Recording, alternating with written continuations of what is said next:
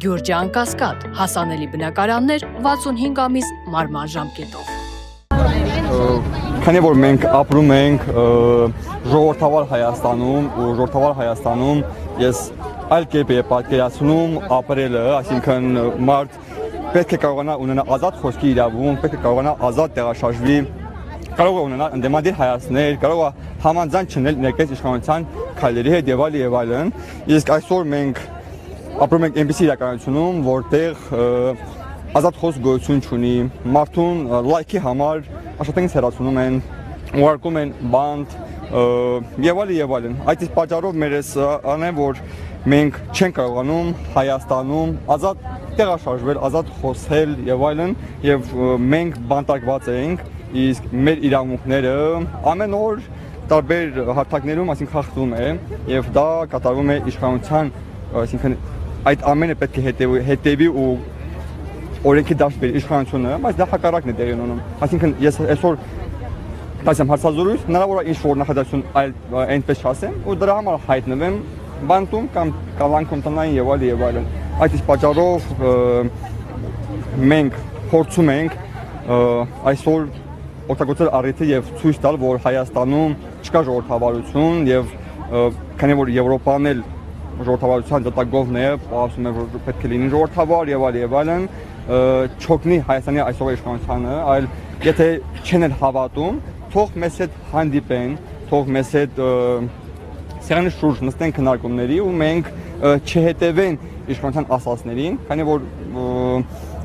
իրենք այլ բան են ներկայացնում, իսկ իրականությունը այլ է։ Եվ ես հույս ունեմ, որ դու նստենք ոչ բան չանենք, չենք հասնելու արդարությանը։ Իսկ քայլ անելով, ինչ-որ բան անելով մենք կփորձենք թեկուզ կարճ քայլերով հասնենք այն նպատակին, որ Եվրոպան ուշադրություն դարձնի մեզ, այդ լիդերները, ղեկավարները փորձեն մեզ հետ կապի դուրս գան, որտեղ մենք նամակներ ենք հղել իրենց, այն ինչ այսօր մարդիկ ներկայացել են, այդ ամենը ներկայացել ենք իրենց։ Պարոն Ստեփանյանն ասում է Հայաստանում այսօր արցախահայերը ամենախոցելի խումբն են։ Դուք կիսում եք այդ կարծիքը։ Իհարկե մենք, գիտեք, ես որպես Արցախում ապրող հայ, ես համարում եմ Հայաստան Հանրապետության լիարժեք քաղաքացի ու այսօր ես շարունակում եմ ապրել իմ հայրենիքում, իմ ծննդավայրում չեմ ապրում, բայց ցավոք սրտի ես իմ հայրենիքում անտեսված եմ զգում։ Ես չեմ իմանում փախստական եմ թե չէ, չեմ հասկանում երկրի քաղաքացի եմ թե չէ, մեկ պետք է լինում, չգիտեմ, գնամ ընտրությունների, ես քաղաքացի եմ, պետք չի լինում, չեն թույլատրում։ Այսինքն 21 թվականին նույն արցախցին կարողացել է այսօր Հայաստանում ընտրություններին, կարողացել է Հայաստանում բարձր պաշտոն զբաղեցնել նույն այդ ազնագորով, կարողացել է տարբեր հողեր առնել, որ օրենքով չի թույլատրում, այսօր չի թույլատրում դա։ Հիմա ես իմ հայրենիքում մի ամսից ընտրություններ ա։ Ես չեմ կարողանում ասել ընտրություններին, քանի որ ես քաղաքացի չեմ համարվում։ Ու ես ապրելով այստեղ չեմ կարողանում մարդու ընտրեմ, իսկ պետք է այդ մարդը ինձ ղեկավարի։ Դա ճիշտը որն է, կամ այսօրը նաև արցախցիներին խնդիրները ահագին շատ է, որ մարդիկ արդեն 6 ամիս, 7 ամիս, այսինքն 3 ամսից ավել է, ինչ ազնագրերը հանձնել են կամ թվականության մեջը, խնդիրները չեն տալիս, ուշացնում են, նոր սկսել է մարդկանց SMS գնալը, որ ազնագրերը պատրաստ լինի հունիսի 10-ին։ Իհարկե հատուկ են անում, որ արցախցիները չմասնակցեն ընտրություններին, քանի որ արցախցիները մեծամասնությունը դժգոհ է Հայաստանի իշխանությունից ու վստահ գիտեմ, որ իրենց ոչ մեկ չի, այսինքն մեծամասնությունը չի ընտրելու, այդ իսկ պատճառով կամ թեկուզ նաև իրենք են համակարգում այդ ամենը, որ դե գիտեն ով կընտրի իրենց, ով իրենց դեմ է, ու նաև հետել կա ծանոթով անագիր շուտ տալ, չտալը, սա խնդիրներ է։ Ձեր կարծիքով այս եվրոպական քաղաքական համայնքների գագաթնաժողովն ինչպիսի ազդեցություն կունենա գալիք ընտրությունների վրա։ Եթե մեր ձայնը չկարողանանք մենք հասնել իրենց, իրենք էլ քայլը չձեռնարկեն մեզ հետ հանդիպելու եւ այլն, իմ կարծիքով իրենք ինչ որտեղ էլ PR-ի համար հաջողեն ներկայիս իշխանությանը եւ կփորձեն այն ոնց կա այդ ճանապարհով հարթել։ Հիմա այս նախ ինչու շատ երկրների լիդերականները այստեղ չեն։ Չգիտեմ ինչպես է կազմավորվում, որ այս խումբն է եկել, բայց այնուամենայնիվ կապ չունի ովքեր են այստեղ, պետք է մեր ձայնը, այսինքն մեր ձայնը արդարությունը կարողանանք հասնել իրենց եւ փորձենք իրենց այդ ճշմարտությունը հասնել, որպեսզի իրենք էլ կարողանան թող միջամտեն, բայց ոչ թե միջամտեն օգնելով, այլ պահեն չեզոքություն, որպեսզի Հայաստանում տեղի ունենա ժողովրդավար լեգիտիմ ընտրություններ, բայց վստահ եմ ինչ որտեղ էլ դա չի լինելու, քանի որ իշխանությունը ամեն ինչ անելու է, որպեսզի իր դիրքերը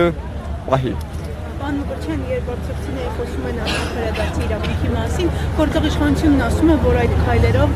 խաթարում է, քոչընդոտում է խաղաղության օրակարգին։ Նախ դուք հավատում եք խաղաղության օրակարգին եւ եթե պատկերացնում եք Արցախ վերադարձը, ինչպես եք պատկերացնում։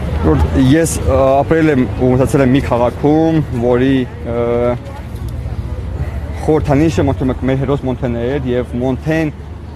ինչ ասել տարիներ առաջ, այսօր ցավոք իրականություն է։ Եվ Մոնթեի խոսքը, որ անկարելի է խաղաղություն առանց հաղթանակի, դա միանշանակ այդպես է։ Ես չեմ հավատում ոչ մի խաղաղության, որ կլինի խաղաղություն կլինի ոչ Նիկոլի օրոք, անպայման խաղաղություն կլինի, անպայման մենք կանենք հարևանություն մեր հարևան երկրների հետ, բայց ոչ այս աշխարհի։ Այսինքն այսօր տեսնում եք իրականություն, մենք գնում ենք խաղաղության, բայց միակողմանի թելադրանքով չի կարող լինի խաղաղություն, եթե այսօր ունենք գերիներ։ Չի կարող լինի խաղաղություն, եթե այսօր արցախցիների հարցը լուծված չէ։ Դա կլինի վերադարձ։ Չի կարող լինի խաղաղություն, եթե այսօր Արցախում քանդում են եկեղեցիներ։ Ոնց կարող լավ, եթե հետադուրում ենք այդ տարածքը ադրբեջանական ենթադրենք։ Ինչ կապ ունի հիմա Ռուսաստանում կա եւ մսկիթներ, կա եւ եկեղեցիներ, քանդում են, չեն քանդում։ Եթե ուզում են խաղաղություն, թե իրոք խաղաղությունը լինելու է, ապա ինչու այդ տեսակով, ինչու այդ ձևով։ Ապա ես չեմ ընդունում, որ Նիկոլի օրոք կլինի խաղաղություն ու նաեւ մարդկանց մանիպուլացնում է եւ որ ես չլինեմ, ապա պատերազմ կլինի։ Գիտեք հիմա պատերազմ չկա։ Այնա ինչ ուզում, այնա ինչ ասում են, այս բանը պետք է անվի, անվում է, եղե պատերազմ լինի։ Ու եթե դու այսօր չես ուժեղանում, բարձր պատերազմ լինելու է։ Դու պետք է զինես քո բանակը, պետք է ուժեղանաս, որ կարողանաս այդ պատերազմը կանխես ու գնաս խաղաղության։ Ձեր ձեռնաշղթան ինչ խորհուրդ ունի։ Այդ ասին հասցեն մի անգամ պատասխանել եմ, քանի որ մենք ներկայացնեմ, որ մենք ապրում ենք ժողովրդավար Հայաստանում, ու ժողովրդավար Հայաստանում ես չեմ պատկերացնում, որ լինի խոսքազատության, այսինքն մարդը խոսքի համար դատվի, մարդը լայքի համար դատի կամ գործից հանվի, ուստի ուզում ենք ցույց տալ աշխարհին, որ Հայաստանում չկա ժողովրդավարություն ու ամեն մի խոսքի համար դու կարող ես հայտնվել բանտում, այսինքն ձեռնաշղթայված։ Այսօրվա ակցիաների մասին ինչ եք ասում, հաջորդիվ արդեն ծխերով ակցիան իրականացրեցիք, ինչ եք պատմում։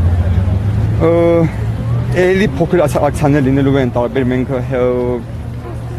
իրենց գրաֆիկով մենք փորձում ենք անընդհատ մեր ձայնը հասնել իրենց, այսինքն իրենք որտեղ տեղափոխվեն, ինչ միջոցառում լինի, մենք գնալու ենք այդտեղ նույնատիպ ակցիաներ իրականացնելու, որ այն խնդիրները, որը այսօր կա Հայաստանում, դա քաղաքբանտարկյալների խնդիրներն է, որ ունենք քաղաքբանտարկյալներ, եկեղեցու դեմ պայքարն է, որ իշխանությունը այսօր տանում է անօրեն, Արցախի վերադարձի հարցն է, մշակութային ժառանգության պահպանության հարցն է ու ահագին հարցեր, որ կա, փորձում ենք բարձրացնել ու հասնել, որ կանգնենք Հայաստանի ժողովրդի կողքին, քանի որ մենք այսօրվա Հայաստանի իշխանությունը նաև ստում է ձեզ, Հայաստանում չկա ժողովրդավարություն։ Վաղը Գյումրիում լինելու է Մակրոնը Փաշինյանի հետ, դուք այնտեղ ակցիաներ իրականացնելու։ Փորձելու ենք նաև այնտեղ իրականացնել ակցիա, բայց այս պահին հստակ որ կոնկրետ ես իմ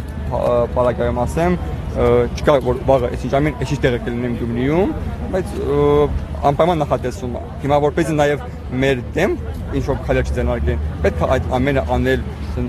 մի քիչ գաղտնի, մի քիչ էլ հրատապ։ Դե շնորհակալություն։